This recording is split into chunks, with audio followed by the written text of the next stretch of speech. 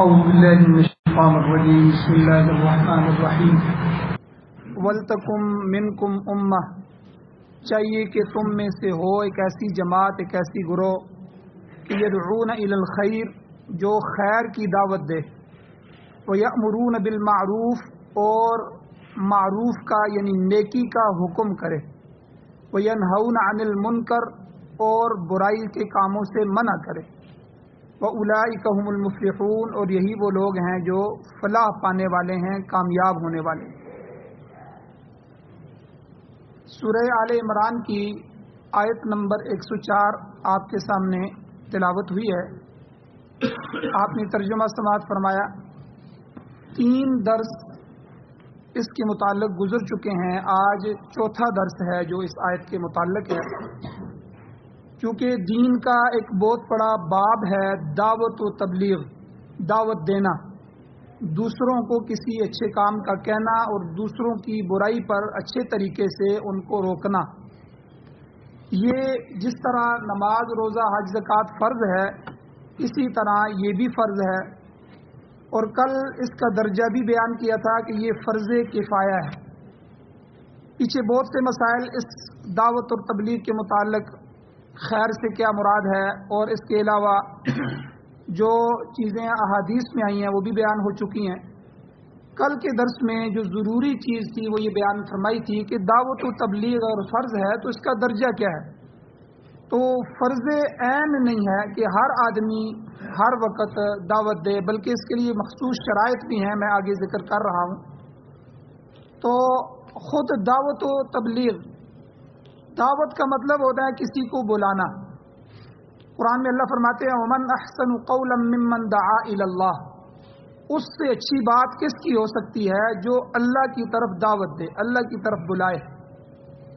تو اس دین کی دعوت دینا، آگے دوسروں لوگوں کو دین سکھانا، دین کی طرف لانے کی کوشش کرنا، یا امر بالمعروف نہی عن المنکر، کہیں جو ہے وہ اچھائی کی تبلیغ کر رہا ہے، نماز کی طرف دعوت دے رہا ہے، نیکی کا حکم کر رہا ہے، کہیں برائی موجود ہے تو اس برائی کی اوپر جو اللہ کے نبی نے وعید ارشاد فرمائی ہے، سود کے متعلق جو اللہ کے نبی نے عذاب بیان فرمائے، قرآن نے کیا فرمایا؟ قرآن نے کہا کہ جو سود خور ہے، اللہ اور اس کے رسول کے ساتھ اس کی جنگ ہے۔ جب اللہ اور اس کے رسول اس کے ساتھ جنگ کریں تو پھر اس کا حشر کیا ہوگا؟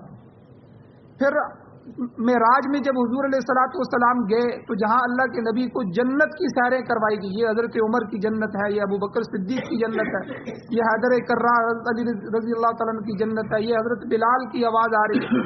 وہاں حضور علیہ الصلوۃ والسلام کو جہنم کے طبقات بھی دکھائے گئے، تو حضور علیہ السلام کو بتایا گیا کہ یہ سود خور ہیں، یہ آپ کی امت کے فلاں گناہ کرنے والے ہیں، یہ زانی ہیں، ان کی یہ سزا مل رہی ہے۔ تو یعنی یہ ساری چیزیں حضور کو دکھلائی گئی۔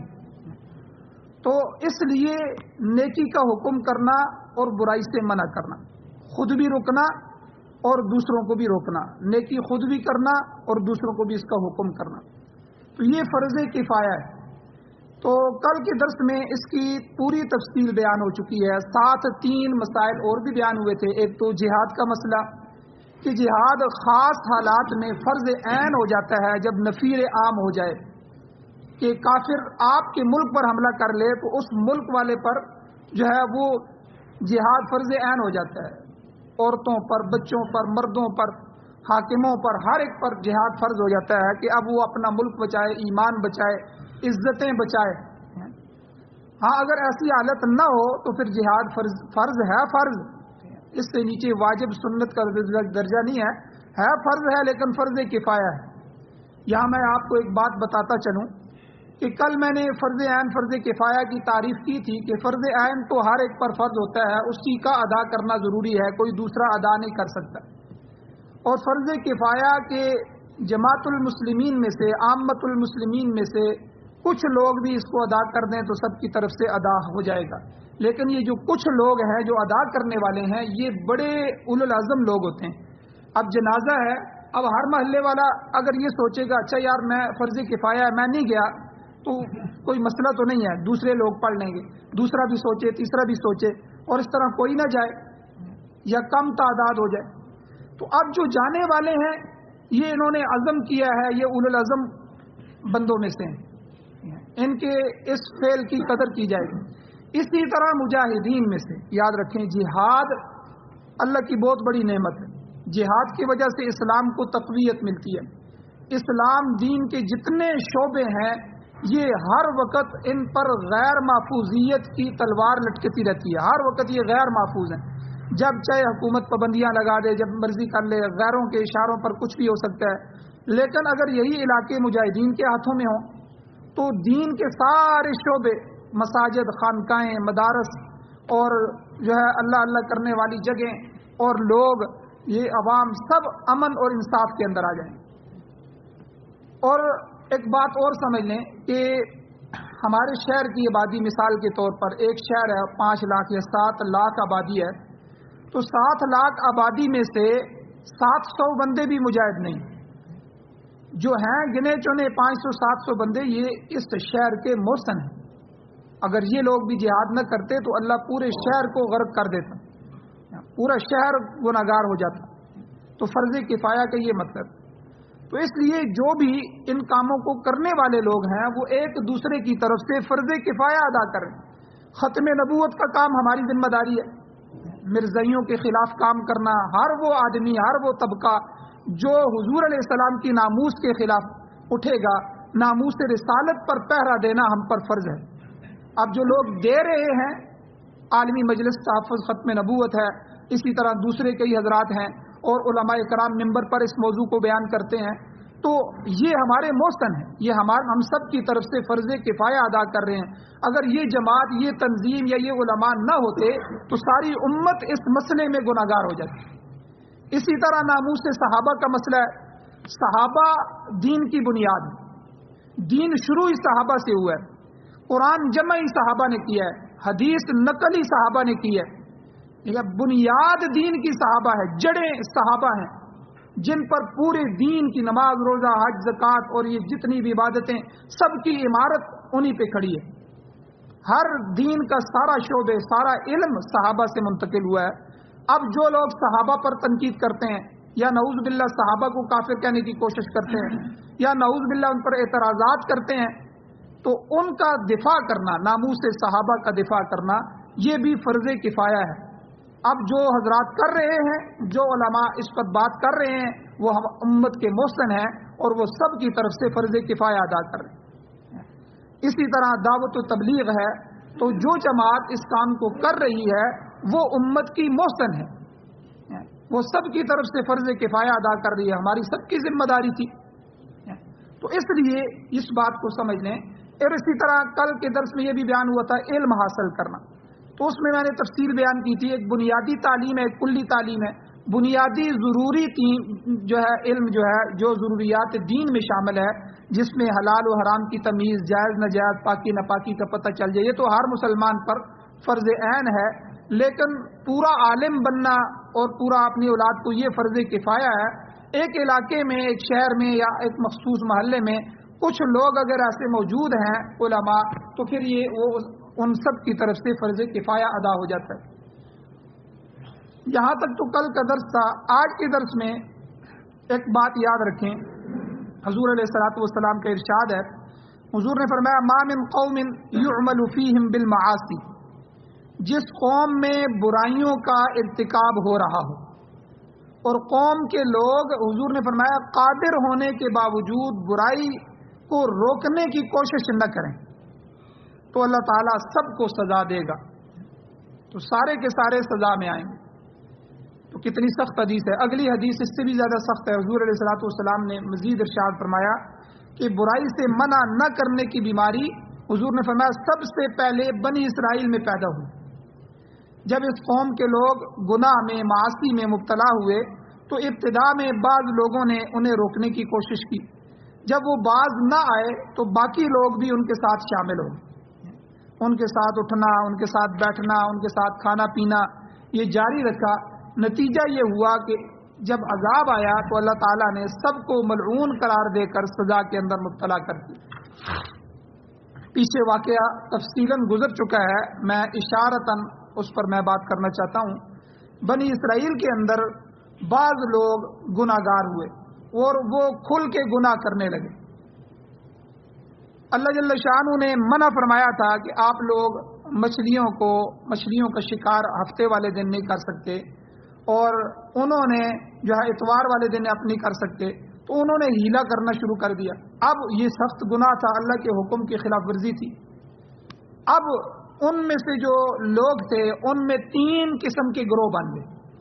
ایک گروہ تو یہ گناہ کرنے والے تھے، ایک گروہ وہ تھا جو ان کو روکنے والے تھے، دونوں گروہ روکنے والے تھے۔ لیکن ان دونوں گروہ میں سے جو روکنے والے تھے، ایک تو وہ تھے کہ جو روک کر علیحدہ ہو گئے، بیچ میں دیوار بنا دی، بھئی ہمارا تمہارے ساتھ کوئی تعلق نہیں ہے، اللہ کا عذاب آیا، ہم نے تمہیں سمجھا دیا ہے، روک دیا، اب ہمارے ساتھ تم نے اٹھنا بیٹھنا نہیں، تو یا تو توبہ کرو یا جو ہے ہمارے ساتھ پھر اٹھنا بیٹھنا شروع کرو، تو اس بات کو مانو۔ لیکن تیسرا گروہ جو تھا وہ روک تو رہے تھے، خود بھی نہیں کر رہے تھے، روک بھی رہے تھے، لیکن ان کے ساتھ اٹھنا بیٹھنا بھی تھا، کھانا پینا بھی تھا۔ وہ بادشاہ چھوڑو، اتنا سختی نہیں ہے، چلو خیر ہے، سمجھ جائیں گے۔ تو اب جب عذاب آیا تو قرآن مجید نے کیا کہا کہ ان کو اللہ نے خنزیر اور بندر بنا دی۔ اب رات کو یہ دونوں سوئے، بیچ میں دیوار تھی، منع کرنے والے اس طرف تھے، دوسرے 2 طبقے اس طرف تھے۔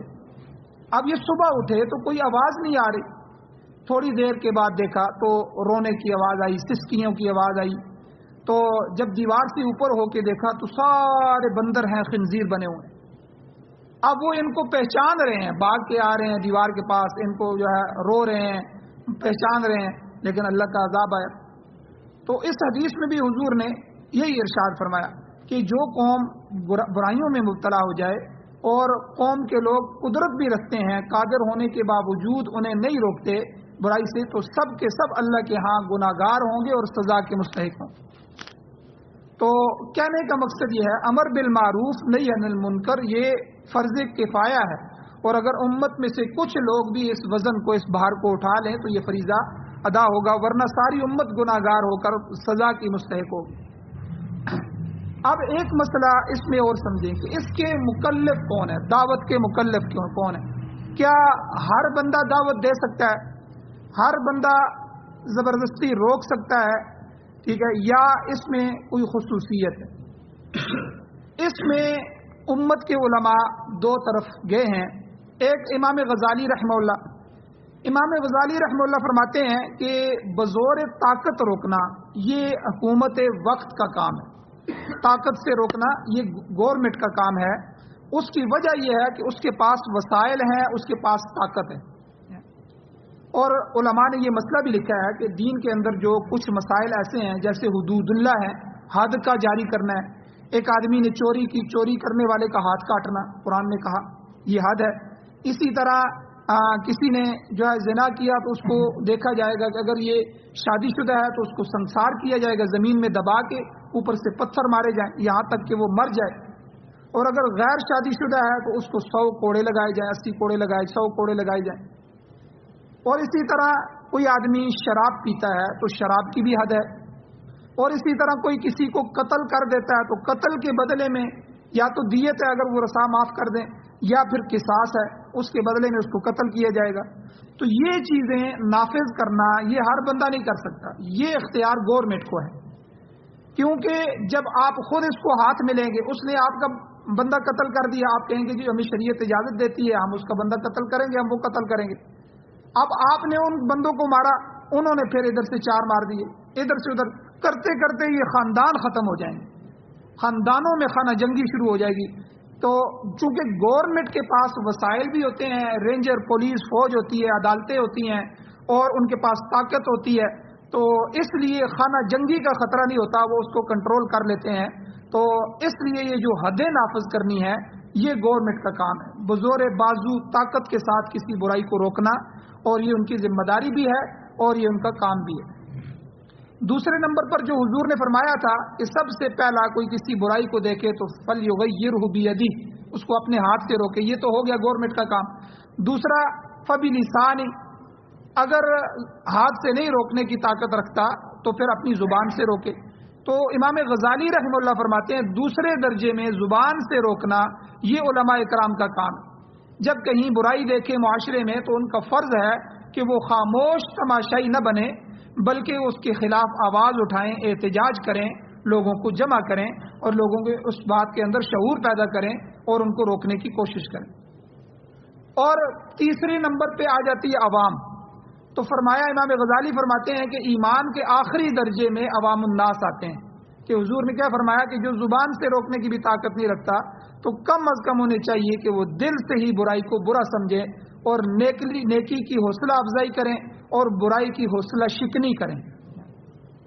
ابو داؤد شریف کی روایت موجود ہے، حدیث ہے، حضور علیہ الصلوۃ والسلام نے فرمایا، اذا سرت کا حسنتک وساءت کا سیئتک فانت مؤمن۔ یعنی عجیب ضابطہ حضور نے ایمان کو جانچنے کا، ایمان کو تولنے کا بیان فرمایا کہ جب تجھے اپنی نیکی اچھی لگے اور تجھے اپنی برائی بری محسوس ہو تو تو سمجھ لے کہ تیرے اندر ایمان باقی ہے۔ یہ حضور نے ایک کلیہ اور ضابطہ اور قانون بیان فرما دی۔ اب جو آدمی گناہ کرتا ہے نا تو اندر سے اس کی آواز آتی ہے کہ یہ تو غلط کر رہا ہے، تو یہ جو اندر ضمیر ہے تو اس کا مطلب کہتے ہیں ضمیر اس کا جاگ رہا ہے، ضمیر اس کو جھنجھوڑ رہا ہے، تو یہ ایمان ہوتا ہے جو اس کو کہتا ہے۔ لیکن وہ کر دیتا ہے، گناہ کرتا ہے، گناہ کو گناہ سمجھ کے کر رہا ہے تو یہ سمجھے کہ ایمان اندر باقی ہے، لیکن گناہ کو گناہ ہی نہیں سمجھتا، اس کو اپنا حق سمجھتا ہے اور اس کی برائی اس کے دل سے نکل گئی ہے تو سمجھ لیں کہ اس کے ساتھ ہی اس کا ایمان بھی نکل گیا۔ تو اس حدیث کا یہ مطلب ہے کہ جب آدمی برائی کو برا ہی نہ سمجھے تو اس کے بعد تو پھر کوئی درجہ ہی نہیں ہے، آخری درجہ یہی ہے کہ کم از کم دل سے تو اس کو برا محسوس کرے، خود سے ہو جائے تب بھی اس کو محسوس کرے کہ مجھ سے یہ گناہ ہوا ہے۔ تو حضور نے یہی فرمایا، اذا سرت کا حسنتک وساءت کا سیئتک فانت مؤمن، جب تمہیں تمہاری نیکی اچھی لگے اور برائی تمہیں بری محسوس ہو تو تم سمجھ لینا کہ تمہارے اندر ایمان باقی ہے، اگر اس کے خلاف ہے تو آدمی ایمان سے خالی ہو۔ یہ تو امام غزالی رحمہ اللہ کی رائے ہے، لیکن بعض دوسرے مفسرین اور جمہور علماء کرام فرماتے ہیں کہ برائی کو طاقت سے روکنے کے لیے حکومت کے علاوہ بعض دوسرے لوگ بھی مکلف ہیں۔ حدود اللہ جو ہے یہ تو گورنمنٹ ہی کرے گی، حد کو نافذ کرنا، حد کو جاری کرنا یہ تو گورنمنٹ کرے گی، لیکن اس کے علاوہ انسان اپنے گھر میں یا اپنے ماحول میں جہاں بھی برائی کو بزور طاقت روک سکتا ہے وہاں وہ ایسا کرنے کا پابند ہے، کیونکہ ایسے شخص کو اپنے گھر میں یا حلقہ اثر میں اختیار حاصل ہوتا ہے۔ اب میں بتاتا ہوں، مثال کے طور پر استاد جو ہے یہ شاگردوں پر حاکم ہوتا ہے، اس کا حکم چلتا ہے، شاگرد حکم مانتے ہیں۔ اب شاگرد اگر کوئی برائی کر رہا ہے، کوئی سینمے میں دیکھ رہا ہے، پرانے جتنے بھی استاد ہوتے تھے وہ ہمارے یہاں ماسٹر اسلم صاحب ٹیکسلا میں گزرے ہیں، اسکول ٹیچر تھے، وہ چوک میں بیٹھے ہوتے تھے، اب بھی ان کی عادت ہے، تو بڑے بڑے یہاں جنرل کرنل ہیں ان کے وہ استاد رہے ہیں۔ تو پرانے جو سکول کے ماسٹر ہوتے تھے یا علماء جو مسجد میں پڑھاتے تھے یہ طلباء پر نظر رکھتے تھے، وہ چوک میں ہوتے تھے، کوئی ادھر سے گزرتا تو اس سے اگلے دن سکول میں پوچھتے تھے تو کل بازار میں کیا کر رہا تھا، تو ادھر کیوں گیا تھا۔ تو یعنی استاد کا ہولڈ ہوتا ہے شاگردوں پر، تو اس لیے یہ طاقت استاد کو بھی ہے کہ وہ بزور بازو اس شاگرد کی اصلاح کرے اور اس کو گناہ سے روکے۔ اور اسی طرح مالک جو ہے، مالک وہ اپنے مزدوروں پر اتھارٹی رکھتا ہے، تو جہاں وہ اپنی مزدوروں کو دوسری سہولتیں دیتے ہیں وہاں نماز پڑھنے کی سہولت بھی دے۔ ہمارے یہاں غنی گلاس کی فیکٹری ہے، بہت اللہ والے لوگ ہیں، اللہ نے اربوں خربوں روپے ان کو دیے ہیں، تو انہوں نے جہاں جہاں فیکٹریاں بنائی ہیں وہاں انہوں نے مدرسہ بھی بنایا۔ یہاں ہتار کے اندر ان کا مدرسہ موجود ہے، میٹرک کے وہ بچے لیتے ہیں اور یہاں حسن ابدال سے، ٹیکسلا سے، یہاں وہ ان کی گاڑیاں لگی ہوئی ہیں، وہ لے کے جاتے ہیں، اور انہوں نے پورا، چونکہ وہ خیبر پختونخوا میں آتا ہے، ہری پور کا پورا کالج سٹاف وہ وہاں لے آئے ہیں۔ پہلے ٹائم وہ عالم بناتے ہیں اور دوسرے ٹائم وہ بچوں کو ڈپلوما سکھاتے ہیں، 3 سال 4 سال کا کورس کرواتے ہیں تاکہ وہ بچہ عالم بن کے بھی نکلے، ساتھ انجینئر بن کے بھی نکلے۔ میٹرک اس نے سائنس میں کی ہو تو کتنا کام کر رہے ہیں یہ لوگ، تو حالانکہ دنیا دار ہیں لیکن دین کے لیے کام کر رہے ہیں۔ اب وہ مالک ہیں تو انہوں نے سوچا کہ انہی مزدوروں کے بچوں کو اور ان کے علاوہ دوسرے بچوں کو عالم بھی بنایا جائے، ان کو ساتھ انجینئر بھی۔ اب کتنا زیادہ خرچ ہوتا ہے جو والدین نہیں اٹھا سکتے اور وہ بغیر فیس کے یہ سب کچھ کر رہے ہیں۔ اور دوسرے نمبر پر انہوں نے اپنی فیکٹری میں 3-4 مسجدیں بنا دی ہیں اور مزدوروں کو یہ کہا ہے کہ آپ اپنا ایک جگہ نماز ظہر کی مثال کے طور پر 1 بجے ہوتی ہے، دوسری مسجد میں 1:30 بجے ہوتی ہے، تیسری مسجد میں 2 بجے ہوتی ہے۔ اب مزدور آپس میں چینج کرتے ہیں اور سارے نماز پڑھتے ہیں۔ اب دیکھیں ان کو اتھارٹی ہے، اب جو بے نمازی ہوگا وہ بھی نماز پڑھنا شروع کر دے، بلکہ ان کی طرف سے یہ ضروری ہے۔ تو یہ مالک جو ہے مزدوروں پر حق رکھتا ہے، اتھارٹی رکھتا ہے، اس کو چاہیے کہ وہ نیکی کا حکم کرے، نیکی کے لیے ان کو راستہ فراہم کرے، برائی سے روکے۔ اسی طرح باپ اولاد پر طاقت رکھتا ہے، باپ جو ہے یہ اولاد کو دبا سکتا ہے، ان کو برائی۔ ہمارے ہاں کیا ہوتا ہے، شادیوں میں صف اول کا نمازی ہوگا لیکن شادیوں میں گانے بج رہے ہیں اور کنجر بلائے جا رہے ہیں، بوجھ کو، اور جب پوچھے جاتے ہیں کہتے جی اولاد سنتی نہیں ہے، تو اولاد کا یہ ہے بھئی آپ اتھارٹی رکھتے ہیں، آپ ان سے ناراض ہو جائیں، آپ گھر سے نکل جائیں، ان کو کہ میری کوئی حیثیت نہیں ہے، اللہ اور اللہ کے رسول کی کوئی حیثیت نہیں ہے، تمہاری جیسی اولاد مجھے چاہیے نہیں۔ ایک اولاد اپنے دین کا خیال نہیں رکھ سکتی، اپنے والد کا خیال نہیں رکھ سکتی، تو آپ ان پر دباؤ ڈال سکتے ہیں۔ تو اس لیے جو ہے والد جو ہے اپنے اولاد کی اصلاح کرے، یہ اس کی ذمہ داری ہے، اور اس میں بھی طاقت میں روک سکتا ہے۔ اسی طرح جو سردار ہوتا ہے وہ خاندان میں ایک بڑا آدمی ہوتا ہے جس کی بات وہ اپنے خاندان پر نظر رکھے، ان کی اصلاح کرے۔ تو بعض مفسرین اور جمہور علماء فرماتے ہیں کہ یہ صرف گورنمنٹ کا کام نہیں ہے، حدود اللہ کو تو گورنمنٹ نافذ کرے گی لیکن باقی برائیوں سے روکنے کی طاقت جو ہے یہ دوسرے لوگ بھی اس کے مکلف ہیں، جو جہاں جہاں اثر رکھتا ہے، طاقت رکھتا ہے، وہ اپنے طاقت سے ان کو نیکی کا حکم کرے اور برائیوں سے منع کرے۔ بخاری شریف کی حدیث موجود ہے، روایت میں آتا ہے کہ حضور علیہ الصلوۃ والسلام نے فرمایا کلکم راع وکلکم مسئول عن رعیتہ، تم میں سے ہر شخص اپنے حلقہ اثر میں حاکم ہے اور قیامت والے دن تم سے اپنی رعیت کے بارے میں سوال کیا جائے۔ اب اولاد ہے تو اللہ والدین سے پوچھیں گے یہ کر رہے تھے تو تم کیا کر رہے تھے، انہوں نے کیا یہ سب کچھ لے کے آ رہے تھے، تمہاری موجودگی میں یہ انٹرنیٹ لگا رہے تھے، اوپر سے ڈش انٹینے لگ رہے تھے، تو آپ گھر میں کیا کر رہے تھے، آپ کا کام نہیں تھا، آپ کی ذمہ داری نہیں تھی، آپ نماز کے لیے جا رہے تھے، آپ کی اولاد بے نمازی تھی تو آپ نے ان پر کیا دباؤ ڈالا۔ ہم نے دنیا کے معاملے میں دیکھا ہے کہ جو اولاد نافرمان ہو جائے تو ہم اب والد کا حکم نہ مانے تو ہم کیا کرتے ہیں، جی یہ میری منقولہ اور غیر منقولہ جائیداد سے آگ ہے، اخبار میں ہم اشتہار دے دیتے ہیں، میرا اس سے کوئی تعلق نہیں ہے، میں اس کو آگ کرتا ہوں۔ لیکن آج تک ہم نے کبھی نہیں سنا کہ جو اللہ اور اللہ کے رسول کی بغاوت کر رہا ہو، نماز نہ پڑھ رہا ہو اور والدین اس پر دباؤ ڈال رہے ہوں اور انہوں نے کبھی اس کو آگ کرنے کی کوشش کی ہو یا دھمکی دی ہو کہ بیٹا پھر اب اس گھر میں تیرے لیے کوئی جگہ نہیں ہے جب تو بے نمازی ہے۔ ظاہر بات ہے کہ حضور نے فرمایا بے نمازی کی نحوست ہوتی ہے، تو جب وہ بے نمازی گھر میں رہے گا تو گھر میں نحوست آئے گی، بے برکتی آئے گی۔ تو اس لیے حدیث میں کیا فرمایا، تم میں سے ہر ایک راعی ہے، ذمہ دار ہے، اپنے حلقہ اثر میں حاکم ہے، اور کلکم مسئول عن رعیتہ، تم میں سے ہر ایک کی رعیت کے بارے میں قیامت والے دن جو ہے وہ باز پرس ہوگی، اللہ تعالیٰ پوچھیں گے، سوال کیا جائے گا۔ لہذا ہر شخص کے لیے لازم ہے کہ وہ جہاں بھی طاقت پاتا ہے برائی کو روکنے کی کوشش کرے، اگر اس ضمن میں وہ غفلت کا مظاہرہ کرے گا تو اللہ کے ہاں وہ مجرم ٹھہرے۔ اب تیسری بات، آخری بات، کہ مفسرین یہ فرماتے ہیں کہ امر بالمعروف کے مختلف درجات ہیں، کہ جو حکم جس درجے میں ہوگا اس پر عمل کرانا بھی اسی درجے میں ہوگا۔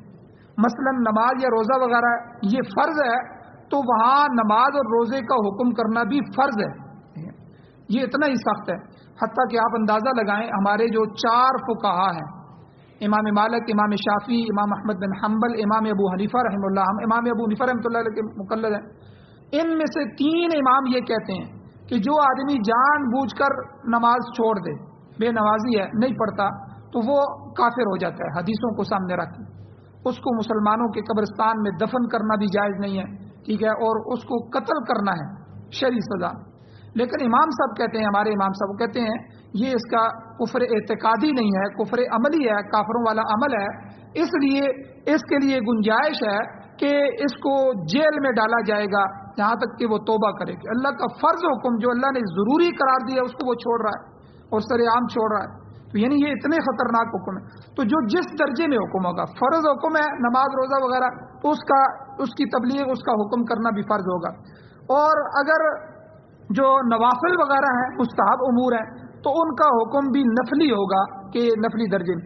بعض لوگ اشراق کے لیے، تہجد کے لیے بڑی شدت کرتے ہیں، زبردستی کرتے ہیں یا اس کو تانا دے دیتے ہیں، ٹھیک ہے، یہ جائز نہیں ہے، چونکہ وہ نفل ہے، تو نفل میں آپ ترغیب دے سکتے ہیں، فضائل سنا سکتے ہیں. دیکھو جی اتنی جو ہے اللہ کے نبی نے اتنے جو ہے ثواب کو بیان فرمایا ہے، آپ اتنا بڑا ثواب چھوڑ کے جا رہے ہیں. آپ ہمت کریں، کوشش کریں، تہجد 2-4 رکعت پڑھ لیا کریں. اس کے اتنے فضائل ہیں، ٹھیک ہے، نوافل کے فضائل. تو یعنی اس کا حکم بھی دعوت کا اسی درجے میں ہوگا، نفلی حکم ہوگا. تو ایک چیز یہ، ایک اور چیز کہ اس میں کچھ شرائط بھی ہیں. مولانا اشرف علی تھانوی رحمہ اللہ فرماتے ہیں کہ کسی مسئلے میں قدرت ہونے میں یہ شرط بھی داخل ہے کہ وہ آدمی جو دعوت دے رہا ہے وہ مسائل دین سے بھی واقف ہو. اگر کوئی آدمی، کوئی شخص دینی مسائل کو جانتا ہی نہیں ہے تو وہ عمل کیسے کرائے گا؟ اس لیے فرماتے ہیں کہ جاہل لوگوں کا واعظ سننا بھی درست نہیں ہے، کیونکہ جاہل آدمی وہ جھوٹی روایتیں بیان کرے گا، غلط مسئلے پیش کرے گا، بجائے اس کے وہ اصلاح ہو لوگوں کو بھی گمراہ کرے گا.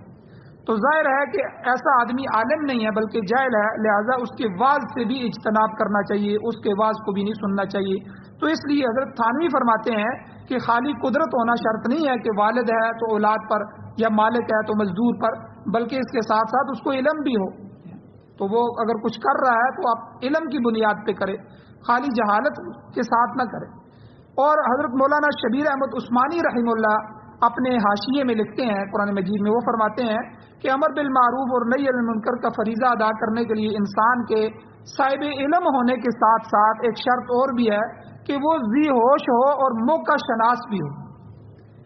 ممکن ہے ایک جاہل آدمی معروف کو یعنی نیکی کو منکر بنا دے اور منکر یعنی برائی کو نیکی بنا دے، یا منکرات کی اصلاح کے لیے ایسے وسائل استعمال کرے جس سے مزید منکرات اور برائیاں پیدا ہونے کا احتمال پیدا ہو جائے. بعض اوقات نرمی کی بجائے وہ سختی کر دے، یا سختی کی بجائے نرمی اختیار کرنے سے بھی اصلاح بجائے اصلاح ہونے کے بگاڑ پیدا ہو جاتا ہے. لہذا امر بالمعروف اور نہی عن المنکر وسیع تر معنوں میں ایک آدمی کا کام نہیں ہے، بلکہ ایک کام کے لیے ایک مذکورہ شرائط کا پایا جانا ضروری ہے، اور یہ پوری ایک ذمہ داری ہے. تو آخر کار الغرض یہ ہے کہ فرمایا کہ تم میں ایک گروہ ایسا ہونا چاہیے، ایک جماعت ایسی ہونی چاہیے جو ہر وقت خیر کی طرف دعوت دے، اچھے کاموں کی تلقین کرے، برے کاموں سے منع کرے. اور مولانا الیاس رحمہ اللہ نے جب یہ دعوت و تبلیغ کا کام شروع کیا، حضرت کو سب سے بڑی فکر جو تھی وہ اس بات کی تھی کہ اس میں علماء آ جائیں، کیونکہ اس کام میں جب علماء آئیں گے تو اس کام کی اصلاح رہے گی، اور علماء ہر کانٹ چانٹ کرتے رہیں گے اور اس کو سیدھے طریقے سے چلاتے رہیں گے. اگر علماء نہ آئے تو اس میں بگاڑ پیدا ہوگا. تو اس لیے علم کا ہونا ضروری ہے. آخر میں اللہ فرماتے ہیں وَأُولَئِكَ هُمُ الْمُفْلِحُونَ، یاد رکھنا یہی لوگ کامیاب ہیں، یہی کامران ہیں. ایسا فریضہ ادا کرنے والے لوگ اللہ کے ہاں مقبول بندے شمار ہوتے ہیں. انہیں جو درجات ملیں گے اللہ ان میں کمال ان کو عطا فرمائے گا، اور یہ لوگ فلاح یافتہ ہو جائیں گے. اللہ جل شانہ سے دعا ہے اللہ ہمیں عمل کی توفیق عطا فرمائے. آمین. الحمدللہ رب العالمین والعاقبۃ للمتقین والصلاۃ والسلام علی رسولہ النبی الامی الکریم. یا اللہ ہماری کمیوں کوتاہیوں کو معاف فرمائیے، یا اللہ درگزر فرمائیے. قرآن و سنت کو سننے، سمجھنے، عمل کرنے، اشاعت کرنے کی، اس کی تبلیغ کرنے کی توفیق نصیب فرمائیے. یا اللہ ہماری امت میں، ہماری اولادوں میں اصلاح پیدا فرمائیے. یا اللہ ان کو نافرمانی سے محفوظ فرمائیے، اپنے غضب غصے سے بچا کے رکھیے. یا اللہ ان پر، ہم پر، سب پر رحم فرمائیے، فضل والا معاملہ فرمائیے، اپنا کرم فرمائیے. یا اللہ جو بیمار ہیں ان کو شفا عطا فرمائیے، جو ایمان کی حالت سے اس دنیا سے جا چکے ہیں ان سب کی بخشش فرمائیے. ہماری دعاؤں کو محض اپنے فضل و کرم سے قبول فرمائیے. صلی اللہ تعالی علی خیر خلقہ محمد و آلہ و اصحابہ اجمعین برحمتک یا ارحم الراحمین.